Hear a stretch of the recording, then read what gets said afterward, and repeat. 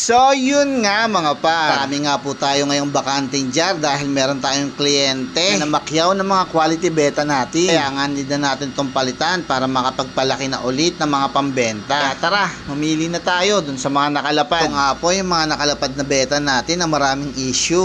At kukuha nga muna tayo dito ng mga 20 pieces mga par. Kukunin nga lang natin yung mga gaganda na katulad nito at size na lang po yung kulang. Pipiliin nga po natin yung alam natin na mabebenta din agad para mabilis nga po yung cycle ng barak at dire-diretso nga po yung supply natin dun sa mga hobbyist na gustong bumili ng ating mga isda. At para nga dun sa mga gusto din magnegosyo ng beta pa, kinakailangan nyo nga ng sobrang daming sipag dito dahil nga kapag tinamad ka ay tatama rin din yung blessing sa'yo.